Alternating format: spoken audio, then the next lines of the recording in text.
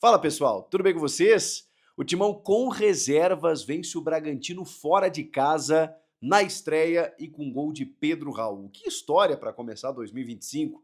Vamos falar sobre o jogo, analisar a partida nesse vídeo? Chega mais, eu sou o Chico Garcia, inscreva-se no canal e vamos juntos.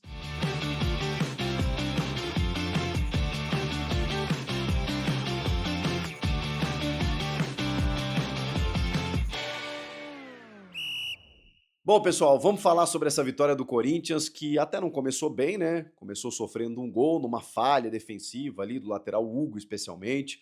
Cabeçada do Lucas Evangelista, no cantinho, o Matheus Donelli, que foi o escolhido para ser o goleiro, um time reserva, descaracterizado, até fazia boas defesas até esse momento, mas ali o Corinthians tomava aquele gol que, enfim, deixava atrás no placar e o Corinthians precisava recuperar as rédeas da partida, mesmo sem um entrosamento devido, na medida em que o Ramon Dias mesclou muita gente, usou um time completamente descaracterizado. A gente já sabia que o Breno Bidon no Sul-Americano Sub-20 não estaria, que o Rodrigo Garro seria preservado nas primeiras rodadas, que o Igor Coronado, talvez como um substituto do Garro, né, sendo um titular nesse primeiro momento, já que ele resolveu preservar os titulares, também não estaria, e depois veio a informação de que ele teve um quadro de virose, então talvez ele jogue no próximo domingo. Com isso, a escalação do Ramon ela foi diferente daquela que eu imaginava, até mesmo dentro de uma formação tática. Foi um time mais móvel, assim, porque ele opta por volantes do meio para frente. Né? Bom, vamos começar do gol. Né? O Matheus Donelli, o Léo Maná recebendo mais oportunidades esse ano, a gente sabia que isso ia acontecer. Na direita, na esquerda, o Hugo, que tem fragilidades tremendas, né? Mas o Diego Palacios, por exemplo, estava no banco de reservas, e aos pouquinhos ele vai ser utilizado e a gente vai entender o que esperar do equatoriano, enquanto que o Matheus Bidu é titular absoluto. Então, o Hugo acaba sendo um terceiro reserva, né? Um segundo reserva, um terceiro jogador da posição, hoje jogou. E aí, do meio para frente, você tem pelo menos ele escalou, né? O José Martínez, o Charles, o Alex Santana, 3 volantes, e depois 3 atacantes, o Thales Magno, o Romero e o Héctor Hernandes. Essa foi a escalação inicial do Ramon Dias. O Thales, quando você coloca 3 volantes, 3 atacantes, você cria uma falta de conexão ali no meio. Quem é o jogador que faz o engante, como a gente chama dos argentinos, né, entre o meio e o ataque? O Garro faz isso brilhantemente. O Coronado tem a mesma característica, ou uma característica próxima. É um condutor de bola que consegue administrar o jogo e circular ali por dentro. Quando você tem 3 volantes e 3 atacantes, é natural que fique esse buraco. O que o Thales Magno fez? Como ele tem essa característica, ele começou a buscar o jogo por dentro também em alguns momentos. Rapidamente, ele teve que se comprometer taticamente com as subidas do Hurtado pelo lado direito. E aí ele teve que ser deslocado nesse sentido. Eu gosto mais do Thales pela beirada. Não gosto ele tanto por dentro. Ele tem qualidade técnica, ele distribui o jogo, ele sabe conduzir a bola e tudo mais. Mas acho que não é o melhor do Thales Magno. E na ausência do Rodrigo Garro e do Igor Coronado, ficou difícil você entender quem poderia fazer essa função. Depois de um primeiro tempo ruim do Corinthians, o Corinthians até reage, digamos assim, né? O Bragantino começa melhor nos primeiros minutos, consegue o seu gol, depois o Corinthians aos pouquinhos vai se encontrando no jogo, mas não o suficiente, né? Até conseguiria um empate num pênalti sofrido pelo Romero num carrinho do Juninho Capixaba, que a bola tá cruzando a linha, né? O Romero tá cruzando a linha da grande área, provavelmente, né, dentro da área, o VAR confirmaria, não fosse um impedimento na origem, um lance difícil também. Mas ali o Corinthians já teria gerado o seu empate, não gerou.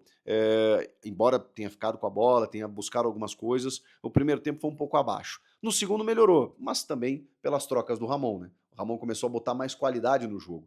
O Héctor Hernandes, por exemplo, o espanhol, que eu até tenho alguma expectativa em relação a ele, foi uma figura nula no primeiro tempo. Quando entra o Pedro Raul na segunda etapa, o torcedor deve ter pensado, bom, trocamos aí 6 por meia dúzia, né? O que o Pedro Raul vai fazer de diferente que o Héctor Hernandes vinha fazendo? Ele fez. Ele fez o gol da vitória e garantiu os 3 pontos para o Corinthians. E é uma das grandes histórias desse primeiro jogo, porque o Pedro Raul, ele esteve para ser negociado, o Pedro Raul foi defenestrado pela torcida, não viveu um ano muito bom, perdeu espaço com outros atacantes que chegaram, optou por permanecer, chegou a dizer nos bastidores que queria se inspirar no Yuri Alberto como uma recuperação da sua carreira, mas ele precisava de chance, ele precisava de oportunidades. E ela foi concedida a ele nesse jogo.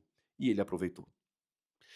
Eu sei que é o primeiro jogo, eu sei que são apenas minutos iniciais, eu sei que tem muita coisa para acontecer, mas eu só posso analisar o que eu tenho em mãos. E o que eu tenho em mãos é um centroavante que entrou no segundo tempo, no lugar de alguém que não estava fazendo nada, e garantiu a vitória, a virada e os 3 pontos para o Corinthians. É isso que eu tenho para analisar, né? Então o Pedro Raul aproveitou a chance. E com isso se credencia a ser uma alternativa ao Yuri Alberto, uma opção para o comando de ataque, talvez até na frente do Héctor Hernandes. Daqui a pouco, se o Pedro Raul tiver uma sequência e não jogar, o Héctor vai entrar, e se ele fizer gols, a gente vai ver uma disputa legal aí. Porque são dois jogadores com uma característica parecida. Eles não são iguais, mas eles são noves, né? Eles são camisas 9, eles são centroavantes e ao mesmo tempo têm características similares, dá para dizer assim. Eu acho que o Héctor Hernandes ele é um pouquinho mais móvel, né, do que o Pedro Raul. O Pedro Raul é mais pivôzão. E aí a bola aérea dos dois é boa, né? Mas o do Pedro Raul foi o que destacou ele naquele Goiás, vice-artilheiro do Campeonato Brasileiro em 2022. Ok, estamos em 2025, mas fez com que ele fosse para o México, né? Que investe bem e que valoriza seus atletas a ponto do Corinthians tirá-lo de lá. Ele realmente ainda não aconteceu, mas esse ano, cara, dá confiança, dá moral, ele tá fazendo um trabalho extracampo, né? Revelou em entrevistas, dizendo que tá com um coach particular. O Corinthians também tem um profissional dessa área que também tá auxiliando os atletas. Ele tá se inspirando no Yuri, ele entende o tamanho do Corinthians, ele entende a responsabilidade, então falta botar a bola na casinha, né? Porque aí a coisa vai ficar mais fácil. Mas é uma das grandes histórias desse jogo, a do Pedro Raul. Porque ele entra para fazer essa função de 9 no lugar do Hernandes, que não foi bem no primeiro tempo, e o Yuri entra no segundo tempo, no lugar do Romero, e eu até me surpreendi, porque provavelmente o Yuri Alberto, conhecendo ele quis jogar, né? É um cavalo, o cara terminou bem a temporada, se cuidou nas férias, se reapresentou bacana, muitos jogadores com algum déficit físico, não é o caso do Yuri, ele vai jogar provavelmente como titular no domingo contra o Velo Clube, diante da torcida na Neoquímica Arena, mas ele ganhou alguns minutos. E ali me chamou a atenção, falei isso na live também, que o Corinthians tá com uma mentalidade de querer ganhar, cara. Porque assim, não importa se era estreia, se era com reserva, se era fora de casa, qual o contexto, se era só janeiro, aquela coisa toda, primeira rodada. O Corinthians quis ganhar o jogo. O Corinthians não se submeteu ao que aconteceu nos minutos iniciais do Bragantino fazer um gol e pensou, caramba, eu tenho 9 vitórias seguidas, caramba, eu preciso ganhar esse jogo. E foi lá. E aí o Ramon Dias tem culpa nisso, entre aspas, né? Porque ele começa a reforçar o time. Ele bota o Mateuzinho na vaga do Léo Maná, e é impressionante a evolução do Mateuzinho, né? Ele tem outro status hoje, ele chega no time, você pensa, caramba, aqui tem um titular, o Fagner foi embora, então o Léo Maná é o reserva e o Mateuzinho é o titular. Depois ele coloca o Carrilho. Ah, que jogador é André Carrilho, o peruano. Ele dá uma outra dinâmica para o time do Corinthians, é inacreditável, é impressionante. E olha que o Martínez, né? O Martínez estava jogando muito bem, seguiu jogando bem, né? Porque o Rian entra no lugar do Charles e o Carrilho no lugar do Alex Santana. O Bidon no Sul-Americano, eu acho que pode abrir espaços tanto para o Alex Santana quanto para o Charles, né? Por que não? Eu ainda acho que o Charles tem algumas limitações, mas enfim, é da posição. Mas o Maicon, né? Que em algum momento vai voltar, e eu acho que em características se assemelha ao Bidon, mas eu acho que nesse primeiro momento o Rian pode começar a ganhar alguns minutos. Até porque, se a gente for falar que o Pedro Raul foi lá, cumpriu a missão, ganhou a chance e tal e aproveitou, o Rian também, né? Porque o passe para o gol do Pedro Raul é uma assistência primorosa do Rian. Ele recebe do Yuri, saindo da área, como ele faz com o Memphis, né? Para buscar o jogo, tabela com o Rian cruza, levanta.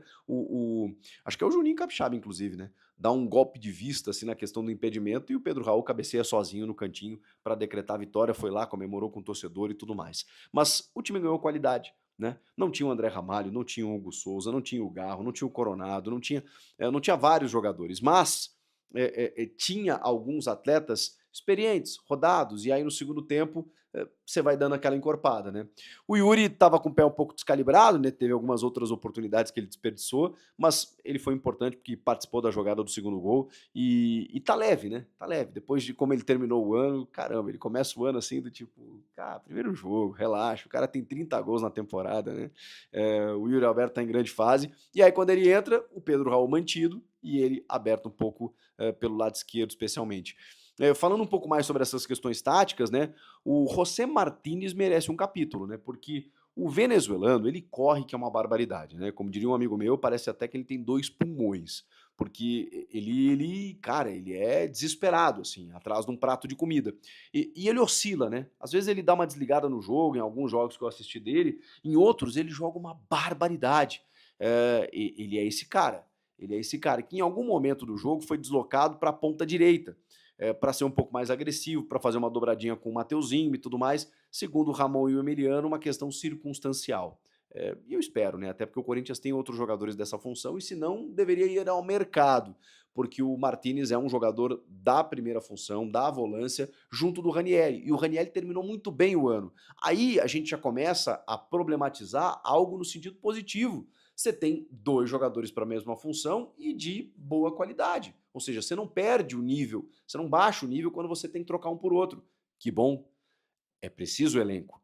Essas primeiras rodadas com preservações, elas provavelmente estão pensando no clássico, ou nos clássicos que vem por aí. Depois dos clássicos começa a fase de mata e vem decisões e, cara, e aí não para mais. E aí tem pré-libertadores, fases eliminatórias, jogo para Venezuela, loucura.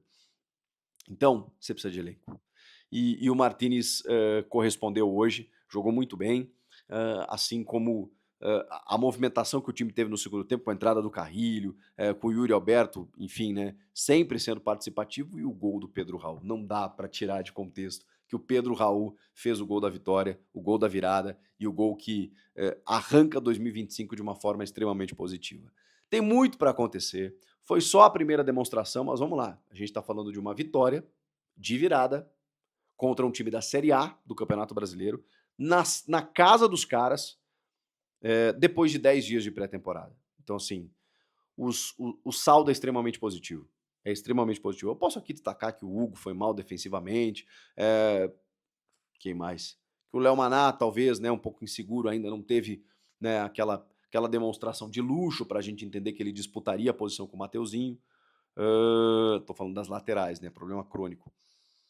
Cara, o Corinthians venceu um adversário que não é fácil de vencer, embora eu esteja preocupado com o Bragantino, acho que o Bragantino caiu demais, assim, né, do ano passado para cá, mas assim, não é fácil ganhar do Bragantino e lá em Bragança Paulista. E agora tem domingo na Neoquímica Arena o reencontro com a torcida, porque o Corinthians não pode nem pensar na hipótese de não se classificar para a fase de mata como aconteceu no ano passado. Tem condições para isso, e é bom, né? Começar vencendo, começar pontuando, para chegar nos clássicos ali, não depender de vitórias contra adversários mais difíceis. Mas assim, do jeito que o Corinthians está encaixado, hoje a gente viu um time completamente reserva, com algumas mexidas, né? 4 mexidas no segundo tempo. O time titular é fantástico, terminou a temporada em altíssimo nível, mas esse time se mantém, esse time vai se repetir, você consegue manter esse time por muito tempo. Então todas essas questões precisam ser respondidas e tem muito tempo para isso acontecer. Tá só começando o campeonato, com várias possibilidades e de um Corinthians que promete ser muito forte no ano. Vocês não concordam? Comentem aqui. Inscreva-se no canal e eu volto na próxima. Tchau! E aí, está animado para a temporada de 2025 do Timão? Começamos com tudo, já vencendo o nosso primeiro desafio. E falando sobre o jogo de ontem, o Corinthians fez um primeiro tempo abaixo, na minha opinião, o que é totalmente normal, sendo o primeiro jogo da temporada e com o time reserva. Mas no segundo tempo voltou muito bem, relembrando um pouco o estilo de jogo do ano passado, com intensidade e um time bem vertical, buscando o gol a todo o momento. Então começamos bem. Apenas o Hugo na lateral esquerda, que não tem condições, talvez vamos precisar contratar um lateral esquerdo, reserva. Vamos ver como vai ser o Palácios, mas é um ponto de atenção. Deixe nos comentários sua opinião sobre o primeiro jogo do Timão em 2025. Deixe seu like e se inscreve no canal, para não perder nada sobre o nosso Timão. Créditos ao canal, do Chico Garcia. Agora quero dar um presente para você que quer que 2025 seja um ano incrível. Que tal começar aprendendo a ganhar dinheiro pela internet? O Peter do Ei Nerd tem um recado para você. E você quer começar com muito conhecimento? Deixei aqui embaixo o link da Cyberclass para você ter uma plataforma onde você paga uma vez e ter acesso a vários treinamentos de marketing digital. Para você sair dali com vários certificados, vários que vão turbinar teu currículo por um valor ridículo, menos que um treinamento que você encontra por aí. Começa a turbinar teu currículo agora. Link na descrição.